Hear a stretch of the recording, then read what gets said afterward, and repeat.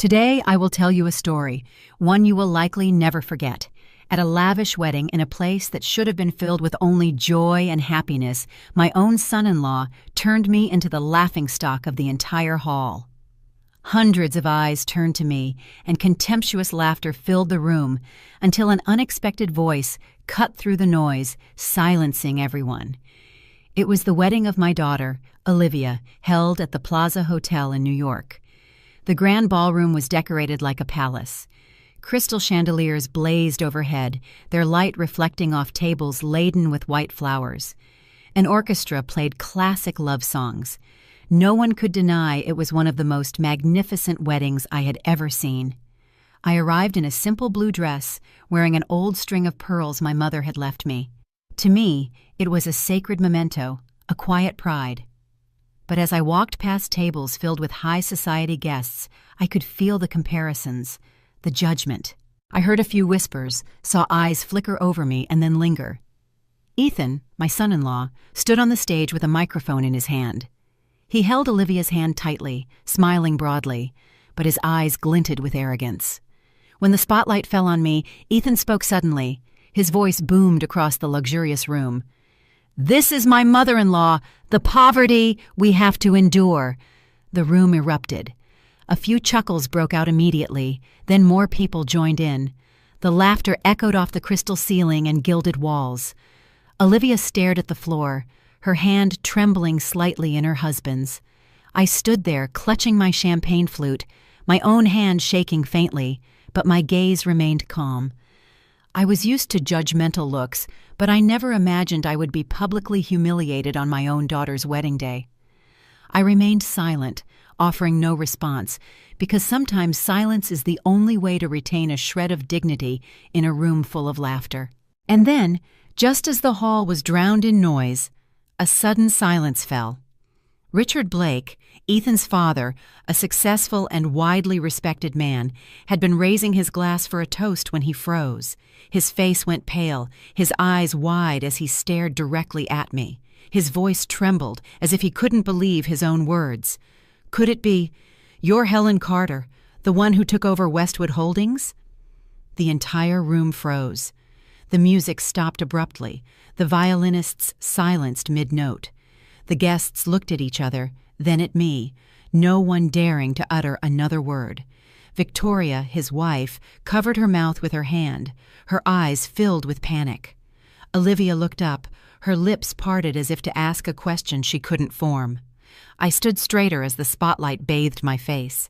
I offered a faint smile, my voice even and calm. "You must be mistaken." But I knew, and everyone else knew, that Richard was not mistaken.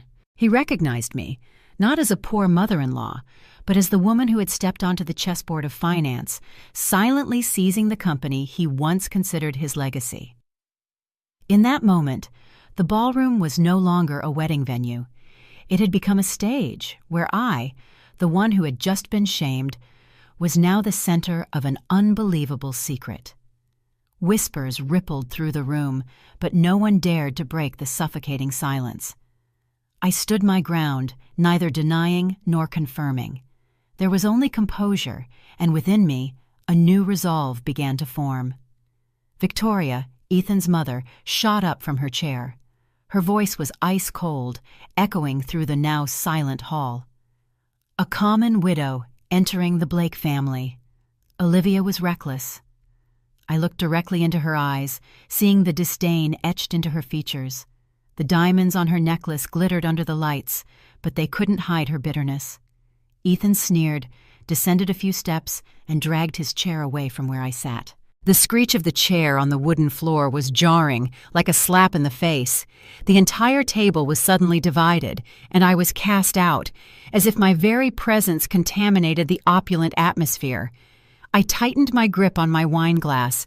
The golden champagne sloshed over the rim, spilling onto the pristine white tablecloth. My hand trembled slightly, but my eyes did not. I stared into the empty space before me, maintaining my silence. It was the only thing I had left to preserve my dignity in that moment. A few VIP guests snickered softly. A middle-aged man in a silver-gray suit leaned toward his companion and whispered just loud enough for me to hear, "Poor people trying to climb into high society. It doesn't look right." The woman next to him covered her mouth and laughed, her eyes gleaming with mockery. I took a deep breath. The room was thick with the scent of expensive perfume, strong wine, and imported roses. It all blended into something suffocating, but I remained seated, unmoving. To leave now would be to admit my humiliation.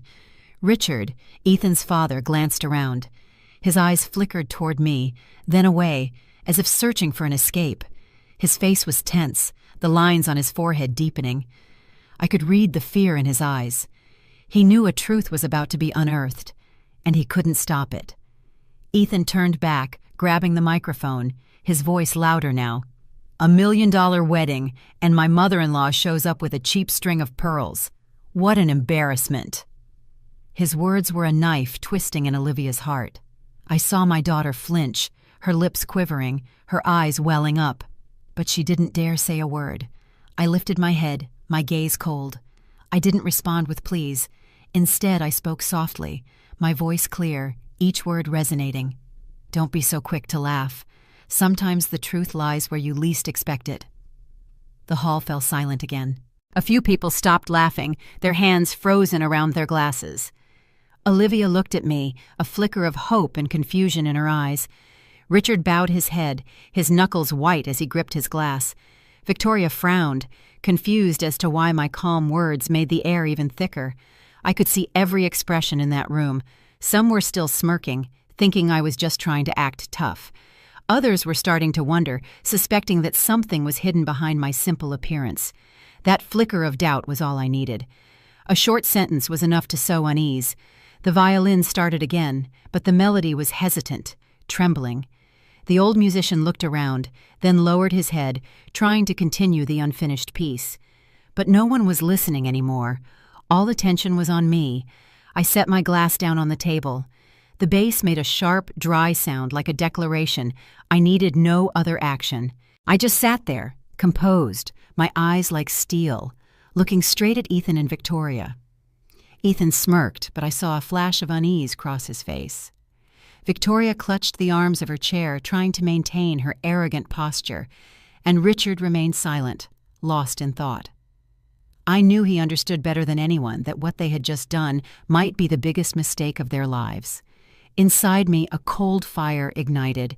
I didn't need to shout or defend myself.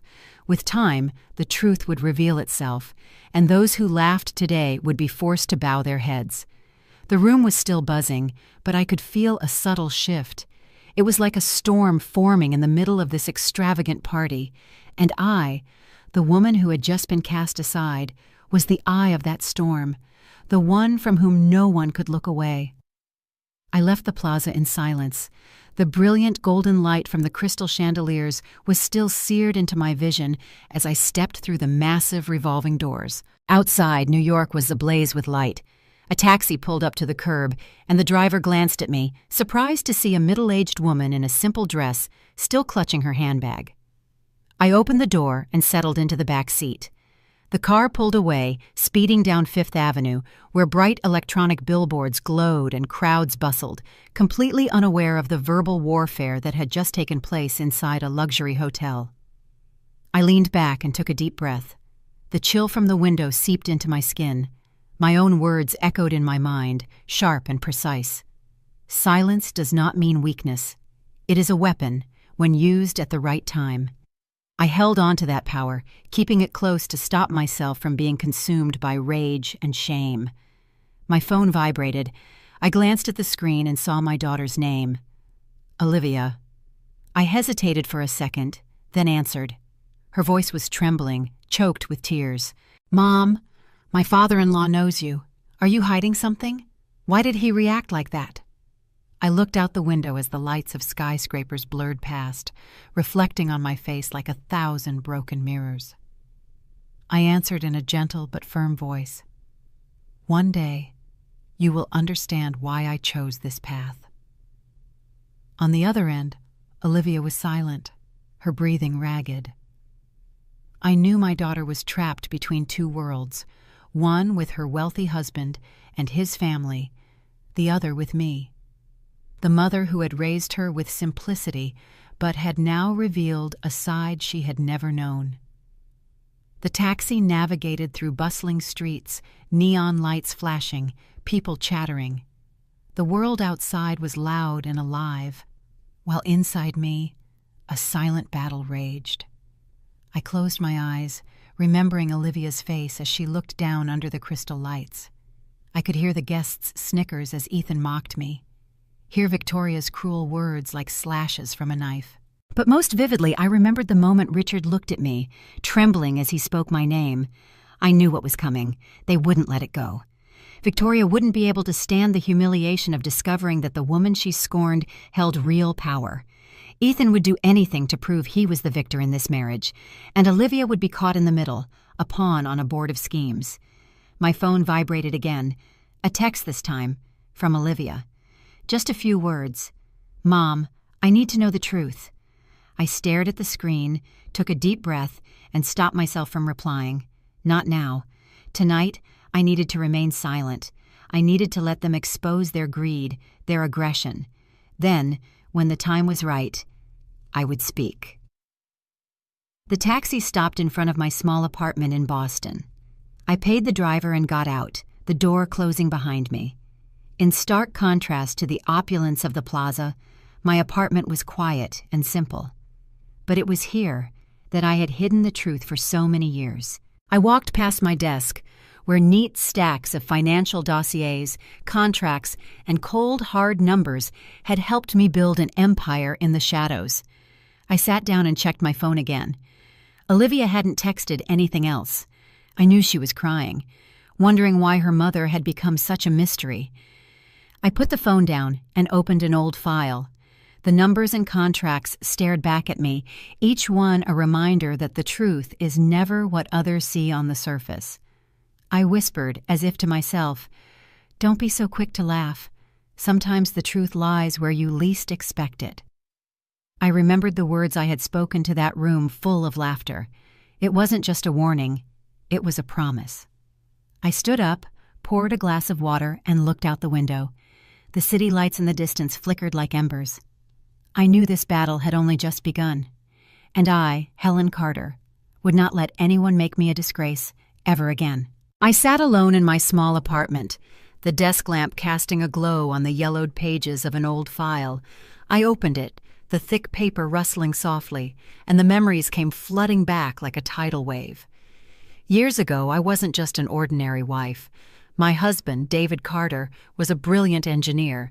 He had dedicated his youth to researching mobile battery technology, a battery that could store twice the energy and charge 3 times faster than anything on the market at the time.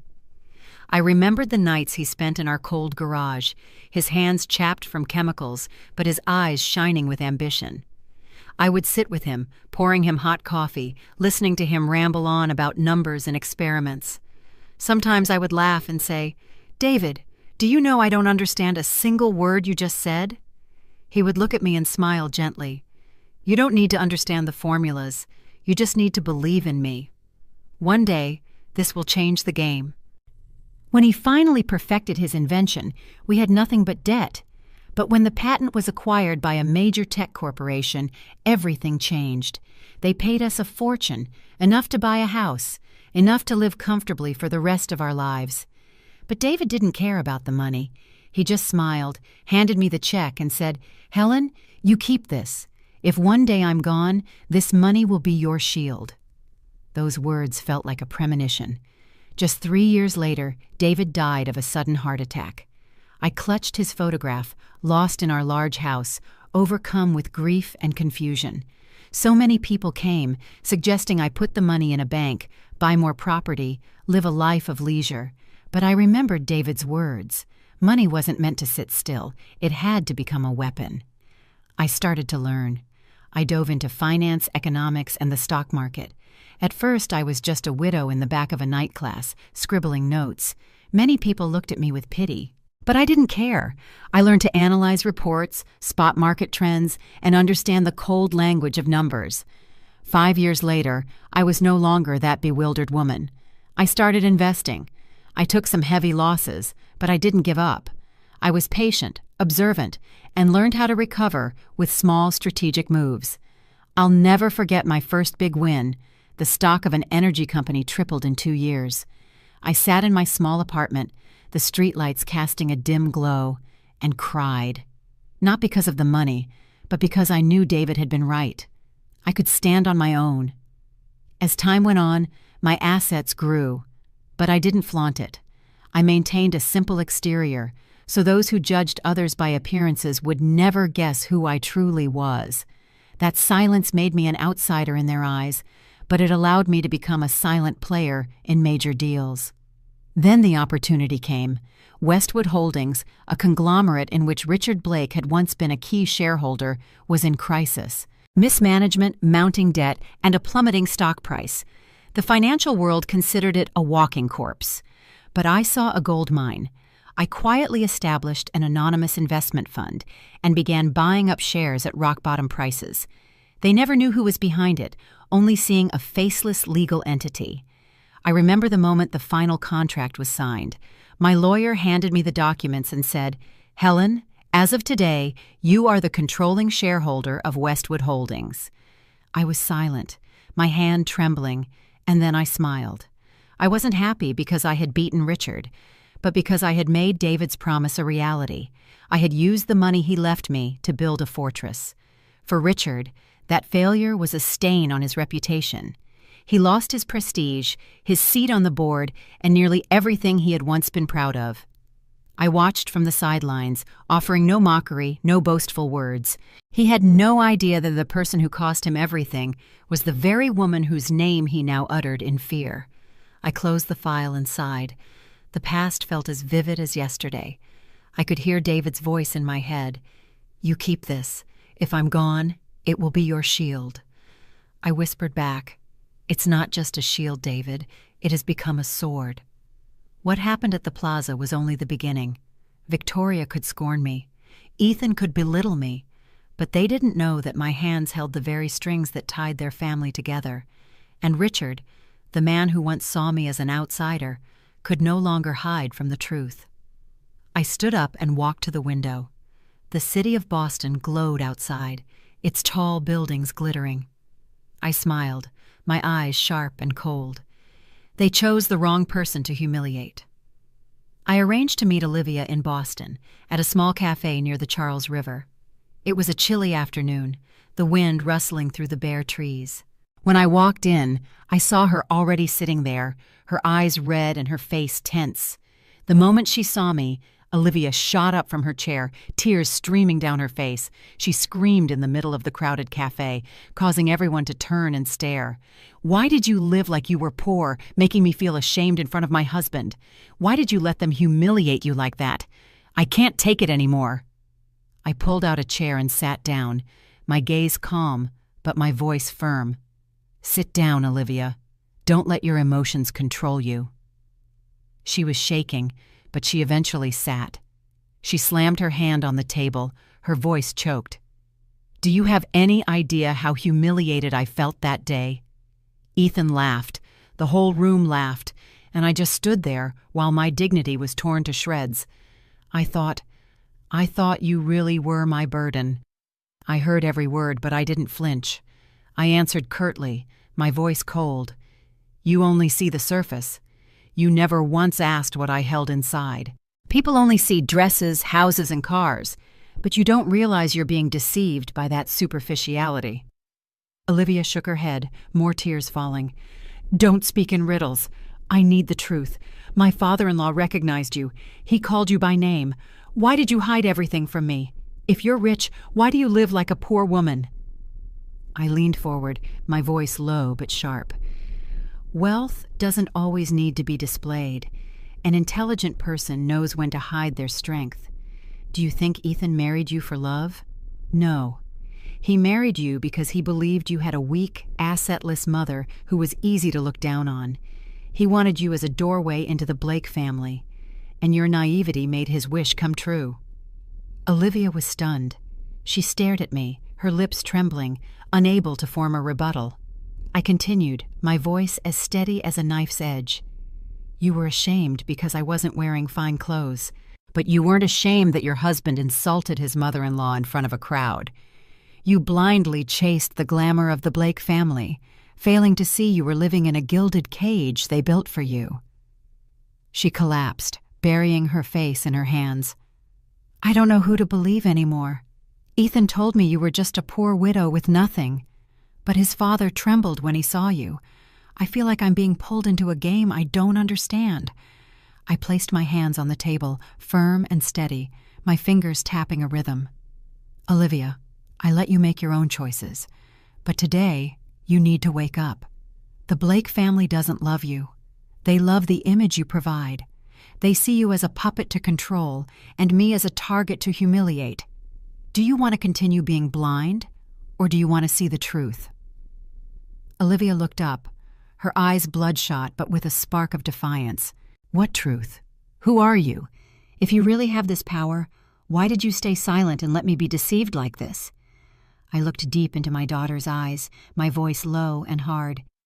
One day you will know, but not today. The only thing you need to remember is to never let anyone use your dignity as a bargaining chip for power. I have my reasons for being silent, and I know when it's time to speak. The cafe seemed to grow heavy with tension.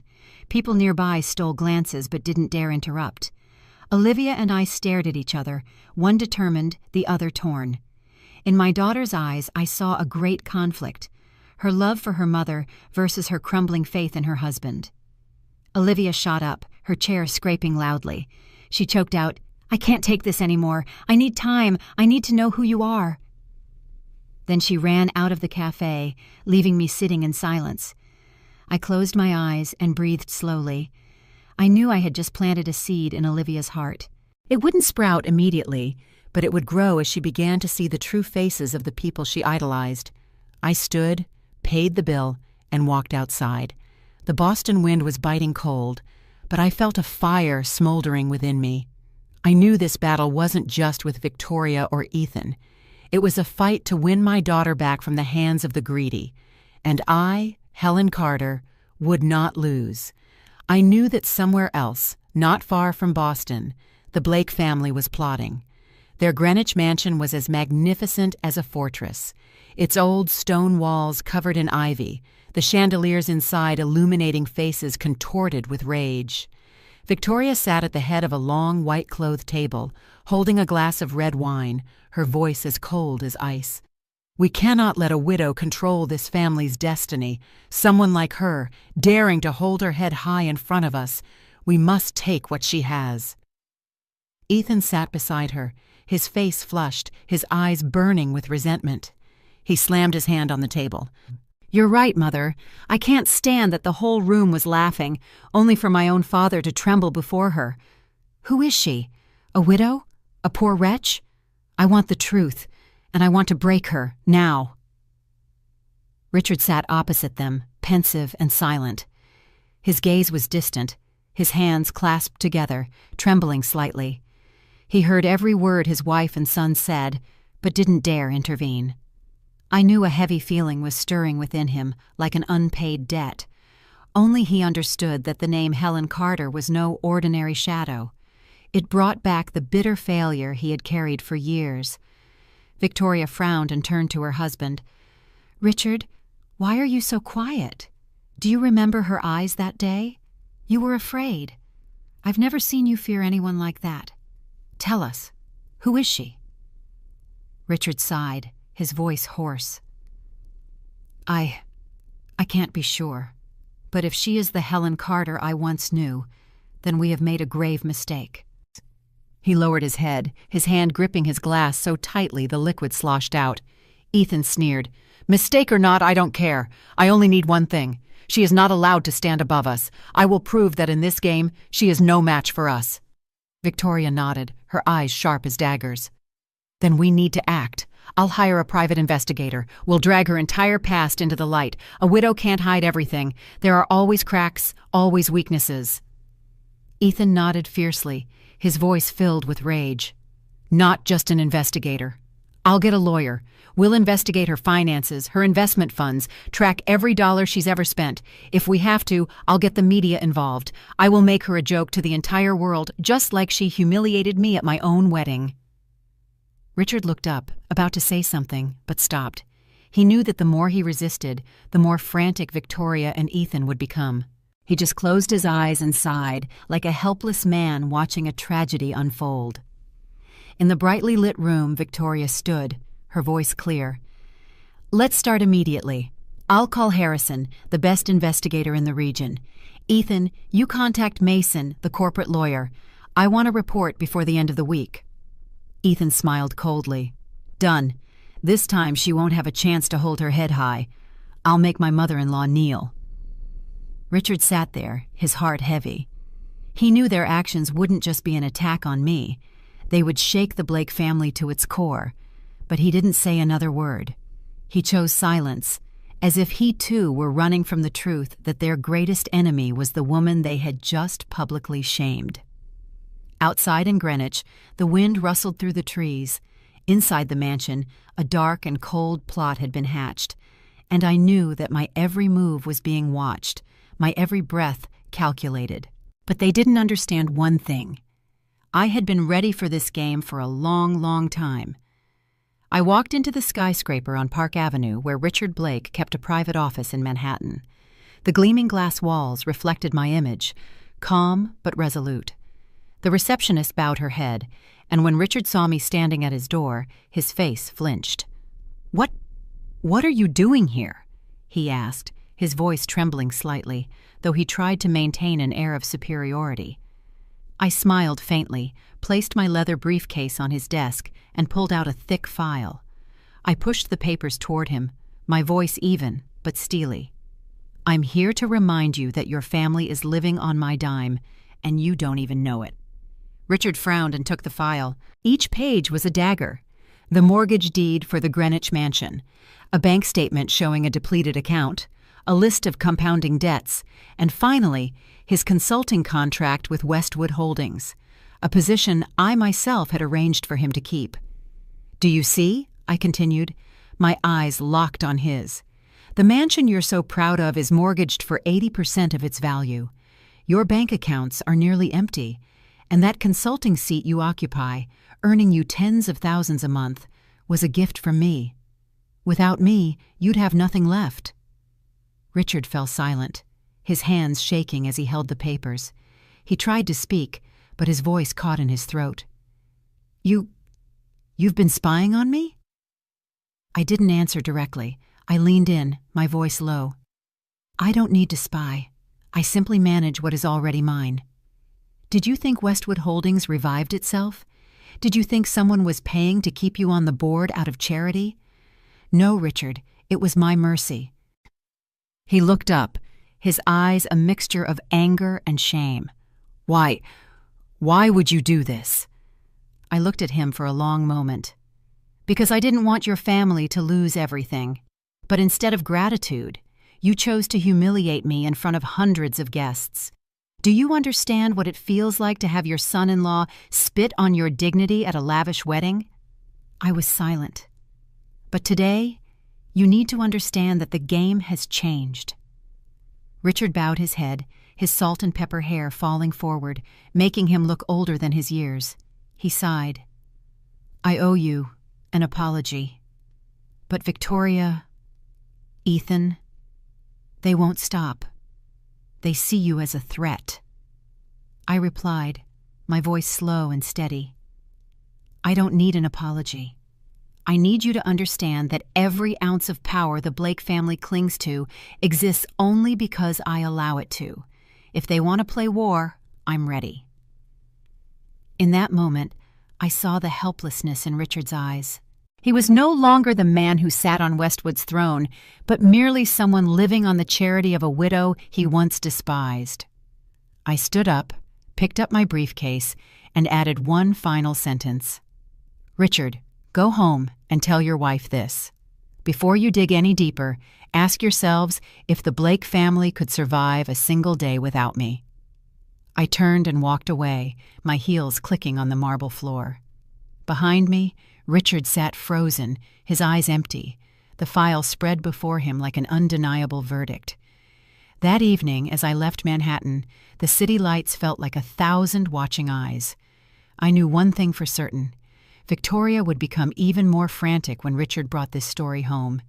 And with her cruel pride, she would never accept defeat. But I was ready. I was no longer on the defensive. It was time to counterattack. I knew that after Richard admitted the truth in Manhattan, Victoria would never sit still. And just as I predicted, she chose a subtle but ferocious counterattack.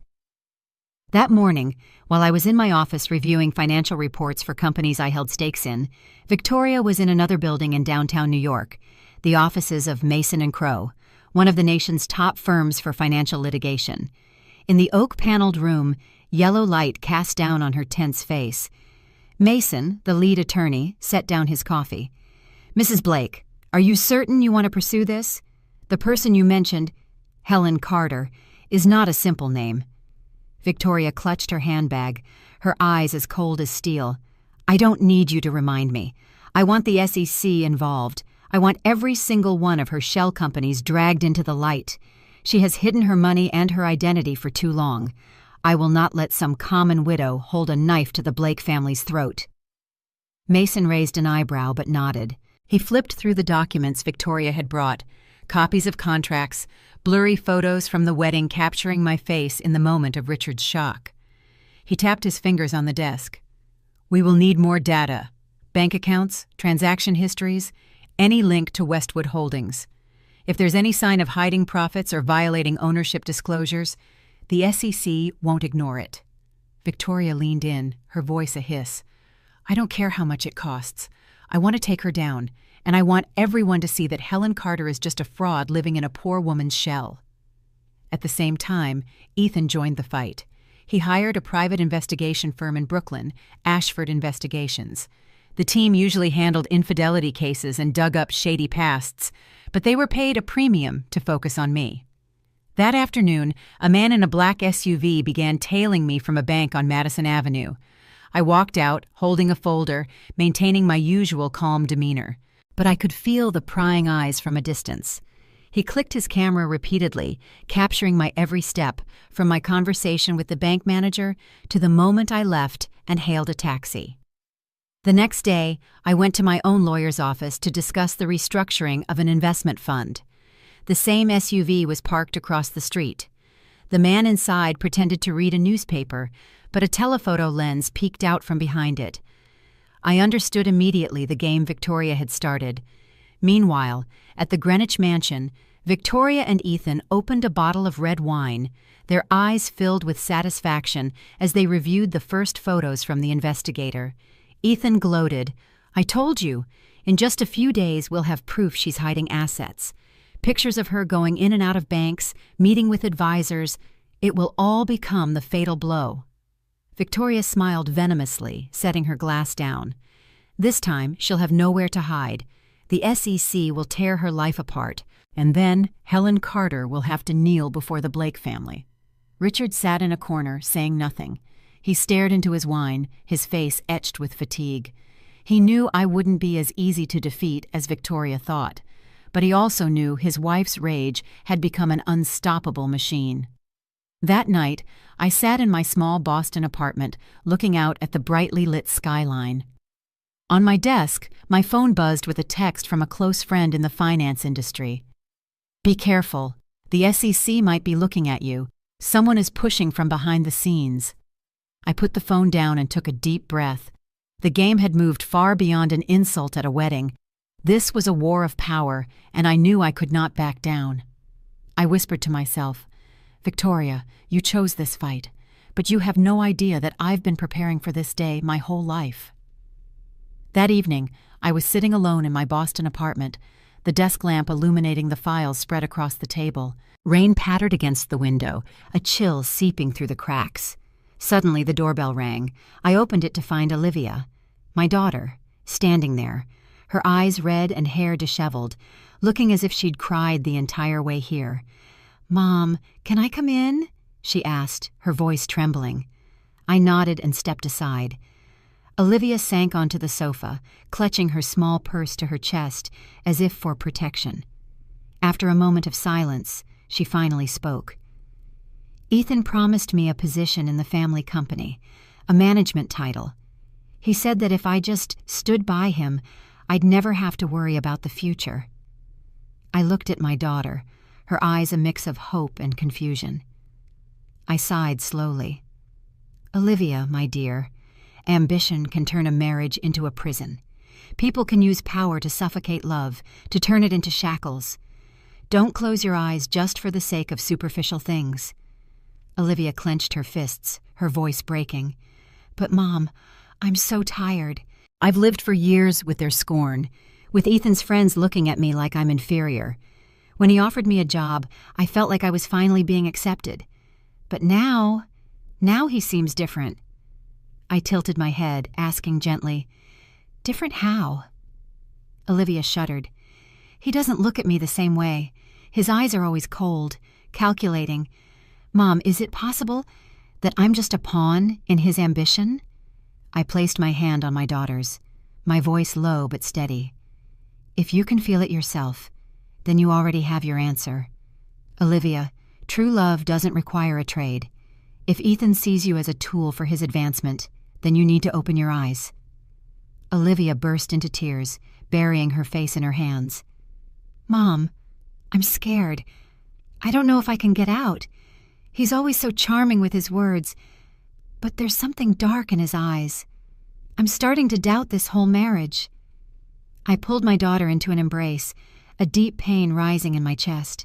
My little girl had taken the wrong path, and only now was she realizing she was drowning in a family full of schemes. I whispered, "You are not a pawn. You are my daughter, and you will always have a place to come home to." In that moment, I knew a new subplot had opened. Olivia was starting to waver, no longer placing absolute faith in Ethan. The seeds of doubt had sprouted in her heart, but I also understood that this wavering would only make the Blake family more desperate. For Victoria and Ethan, a wife who wasn't completely loyal was a traitor, and if Olivia dared to defy them, they wouldn't hesitate to crush my daughter to achieve their goals. I closed my eyes, telling myself, this fight isn't just about protecting myself anymore. I have to protect Olivia before it's too late. The next morning, I was in my private office in Boston, the walnut desk covered in the documents I meticulously managed. The phone rang, and when I saw the name of my longtime lawyer, James, I knew something had happened sooner than expected. His voice was grave. "Helen, I've just received official notice. The Securities and Exchange Commission, the SEC, has received a complaint against you. It centers on concealed ownership in shell companies. Someone is clearly pushing this." I closed my eyes and exhaled slowly. This was the blow Victoria had been planning. I replied, my voice calm. "They think I will be afraid. But James, I'm going to end this game much faster. I will not let them drag me into the mud." James was quiet for a moment. "You need to prepare for a potential subpoena. If the SEC opens a formal investigation, the press will smell blood. The Blake family clearly wants to force you into the light." I stood and walked to the window, looking down at the bustling street. The flow of traffic was a river below me, and in my mind, the scattered pieces of this war began to fit together. I said in a low voice, "James, arrange a direct meeting for me with an SEC representative. I want to get ahead of this. I won't wait for them to come knocking." He was surprised. "You're going to be proactive?" I turned back, my eyes cold and bright. Being proactive isn't just defense, it's an attack. They think I only know how to hide behind a humble facade. It's time they see who I really am. That afternoon, I received more news. Olivia called, her voice filled with anxiety. "Mom, I heard someone wants to investigate you. Ethan just smirked and said it was an inevitable outcome. I'm so scared, Mom. What do they want from you?" I softened my voice. "Olivia, remember this. The truth doesn't scare me. Only liars panic when the light shines on them. Don't worry, my dear. This is their game, but I set the rules." Olivia sobbed. "I'm just afraid Ethan will use this to break me." I spoke each word deliberately. "Then you need to be even more clear-headed. When someone uses power to control a marriage, it is no longer love. Watch carefully and find the answer for yourself. After the call, I sat at my desk and pulled out another set of files, my own documents, the weapon I had kept hidden for years. In it, every investment, every transaction was clear and legal. I knew Victoria thought she was clever for involving the SEC, but she had no idea that I had always been prepared for a day of scrutiny. That night, I wrote a letter to James. We're not just defending.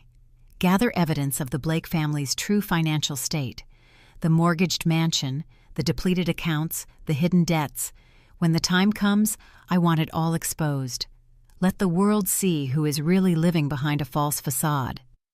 As I put down the pen, I realized I had reached a point of no return. This was the midpoint of the story. I was no longer the silent, enduring widow. I had officially entered the game, and from now on, I would play to win. I stood and looked at my reflection.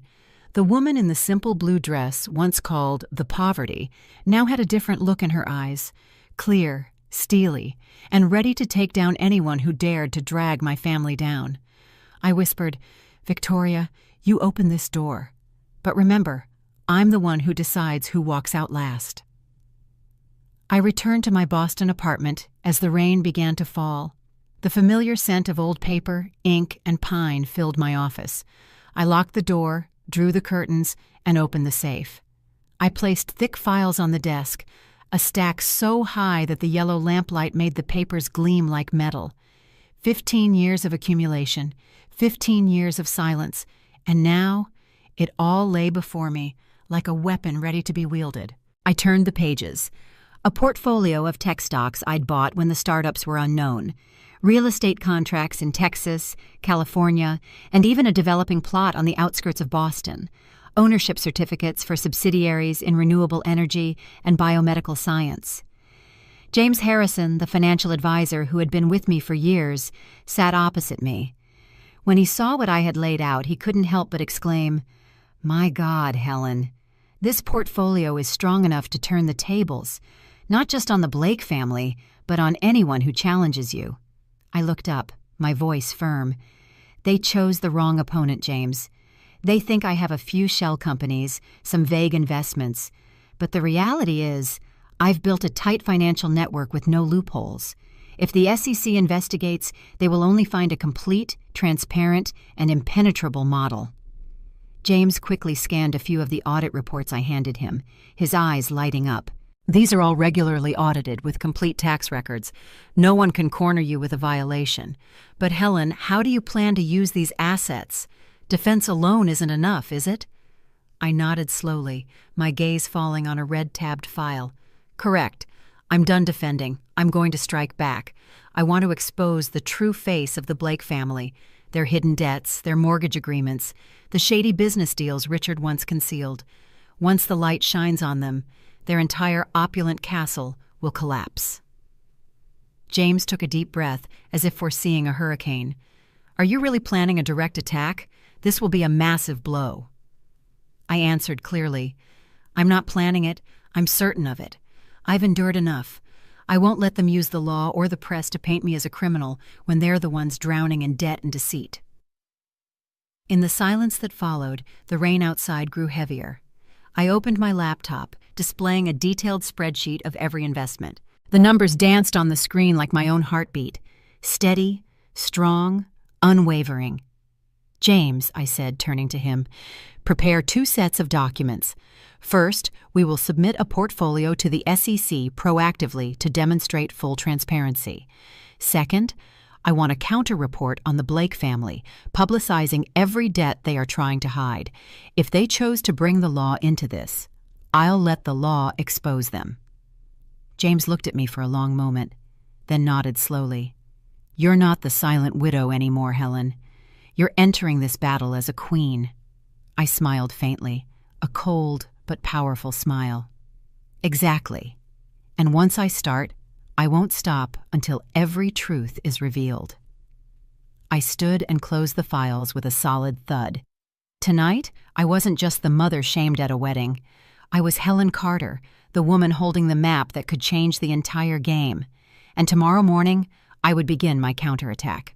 I extended an invitation to the entire Blake family, requesting their presence at my Boston apartment. It was a small, simple but tidy space on the 10th floor of a classic red brick building. I chose this place intentionally to show them the stark contrast between a modest exterior and the true power I wielded. When the door opened, Victoria stepped in first. Her eyes swept over the plain white walls, the linen-covered sofa, and the small dining table. A bitter smile touched her lips. She lifted her chin, her tone dripping with condescension. Someone living in an apartment this small dares to look down on the Blake family? Olivia was truly reckless to drag her mother into our marriage. Olivia followed, her face tense, her eyes avoiding mine. Ethan stood with his arms crossed, a smug smirk on his face. Only Richard was quiet, his expression somber, as if he carried an unspoken fear. I maintained a calm voice and invited them to sit at the dining table. On it there was no food or wine, only thick stacks of files. As soon as they were seated, I pushed the first file to the center.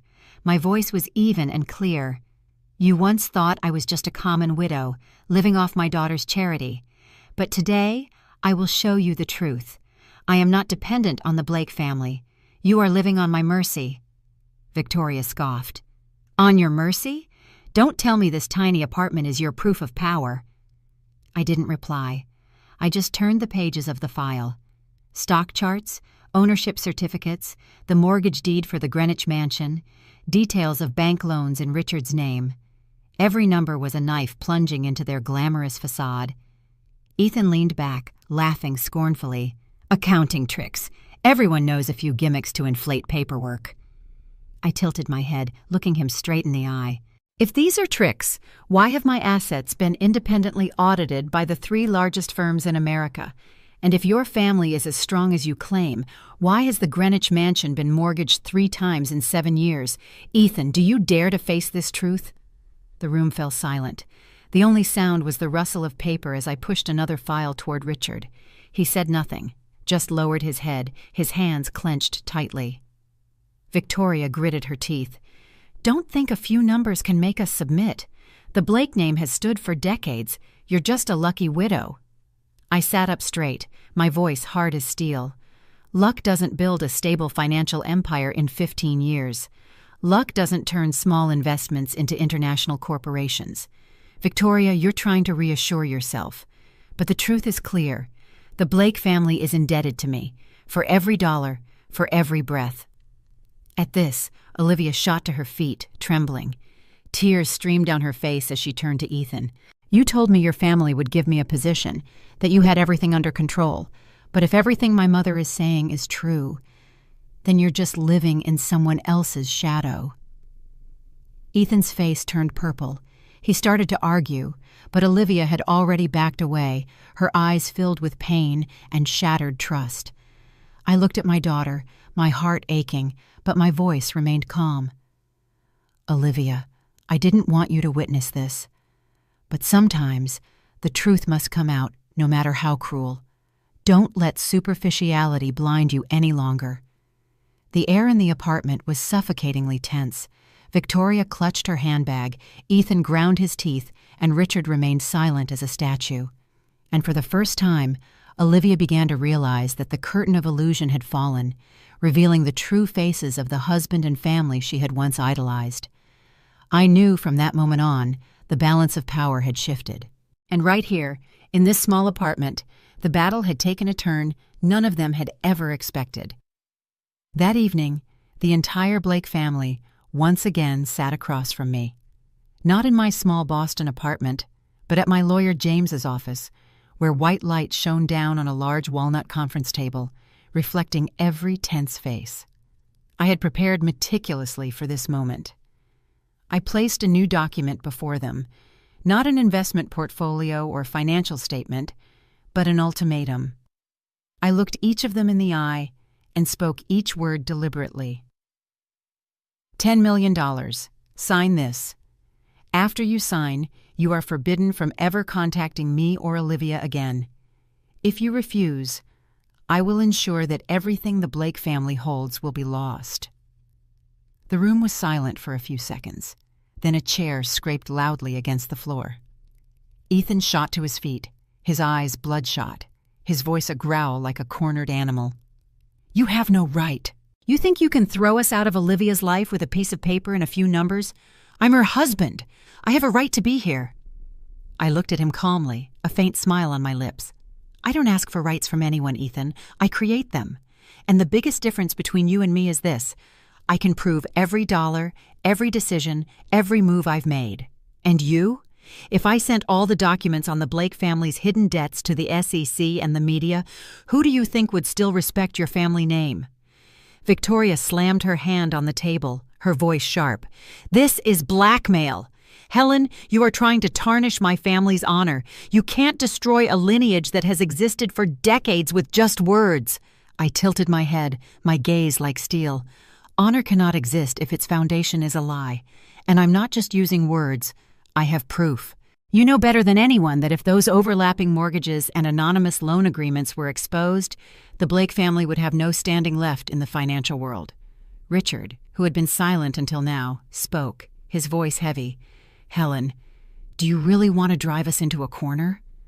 I turned to him, my gaze softening slightly, but my voice remaining firm. "Richard, I was silent for too long. I endured humiliation at my own daughter's wedding. I let you call me the poverty in front of hundreds of guests, but the game has changed.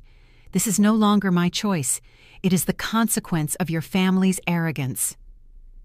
Olivia sat at the corner of the table, her hands clenched, her eyes filled with tears.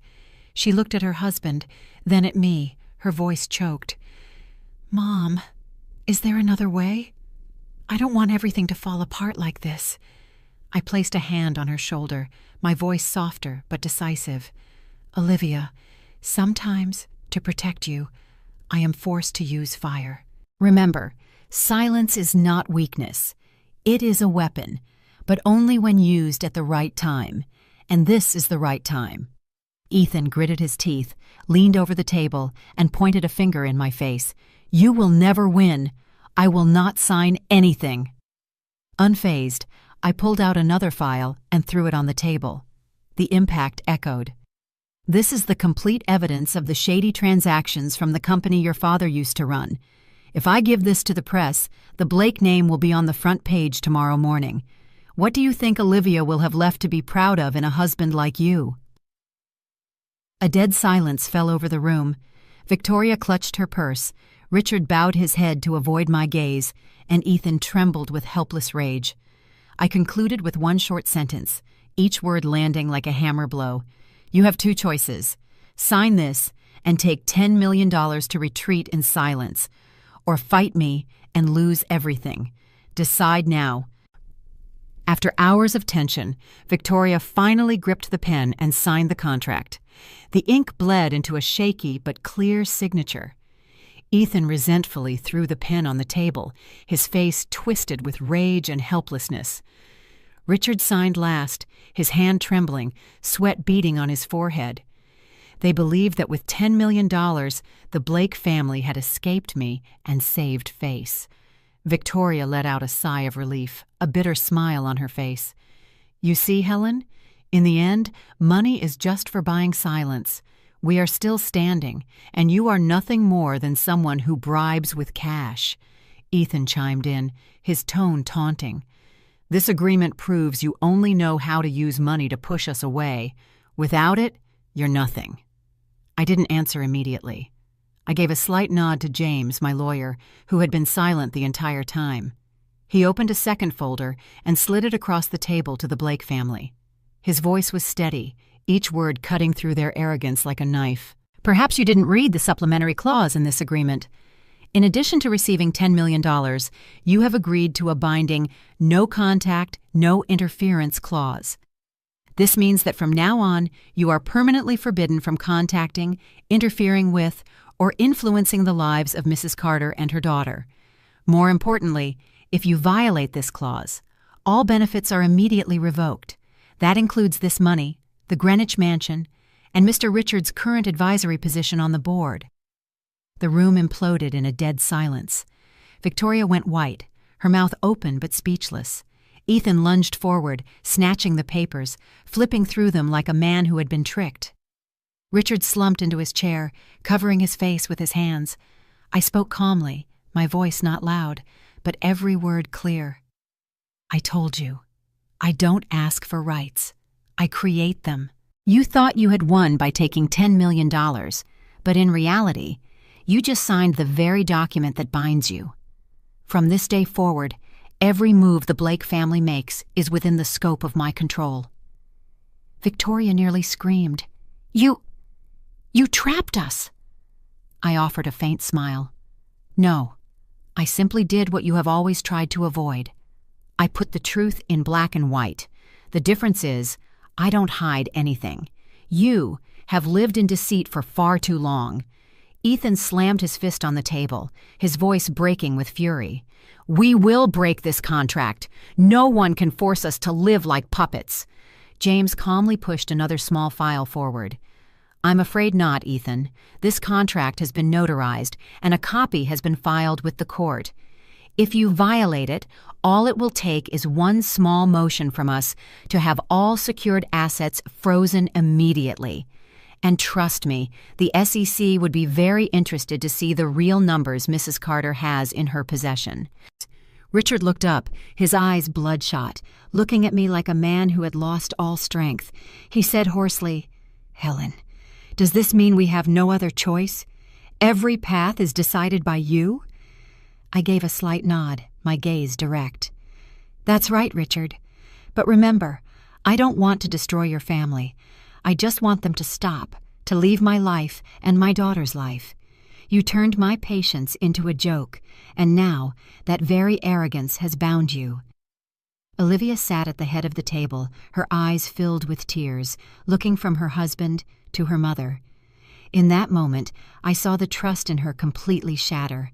Victoria was frozen, her hands shaking, while Ethan was like a caged animal, roaring but powerless. Richard was the only one who understood the full tragedy. His family had signed their own shackles, handing control of their destiny to the woman they once shamed. I slowly closed the file, my voice calm but sharp. As of today, everything has changed. The Blake family is no longer in control. You are the ones who are bound. And I, Helen Carter, will never forget the day you called me the poverty. That was the day you signed your own decline. The room was quiet after the final contract was sealed. I stood, closing my briefcase, no more threats needed. The people who had once sat in judgment, who had called me their shame, now walked silently out of my life, taking their $10 million but binding themselves with unbreakable terms. When the door closed, Olivia remained. My daughter's eyes were red, her hands trembling but filled with determination. She looked at me, choked back a sob, and then broke down crying. Mom, I can't go on. I don't want to repeat their greed, their lies, their cruelty. I'm choosing to leave Ethan. I just want to live a peaceful, meaningful life with you. I wrapped my arms around my daughter, holding her tight, feeling her tears soak my shoulder. For the first time in years, I saw the Olivia I once knew, free from the superficial shell the Blake family had forced upon her. I whispered softly, You have never been braver. Sometimes, letting go is the only way to keep everything that matters. Richard, Victoria, and Ethan vanished from our lives like shadows. They carried with them their bitterness and their broken pride, leaving behind a fracture that would never heal. I never had to see them again. In the days that followed, the small Boston apartment returned to its familiar tranquility. Olivia and I cleaned together, cooked simple meals, and shared small stories. She smiled more, the sadness in her eyes fading. In that peace, I realized I had reclaimed the most precious thing of all, the bond between a mother and daughter, something no amount of money or power could ever buy. One afternoon, I walked along the Charles River. The crisp autumn wind brushed against my face, carrying the scent of dry leaves and fresh water. Small boats drifted slowly on the river's surface, reflecting the fading sunset. I walked slowly, no longer in a hurry, no longer burdened by the need to prove who I was. In that moment, I thought of it all. The humiliation at the wedding, the dirty schemes, the binding contracts, and Olivia's tears. It was all like chapters in a book that had finally closed, making way for a new page. My own voice rose, not loud, but clear enough for me to hear over the wind. Some parties end with music, but that night, silence was the most powerful declaration. Humility is not weakness. It is a quiet strength, and the only way to live with your head held high. I stopped and looked up at the sky, which was slowly turning a deep violet. In my heart, for the first time in years, I felt truly free. There were no more chains to bind me, no more shadows to cover my daughter. And so, the story ends, not with mocking laughter or bitter words, but with a deep, profound, and steady silence.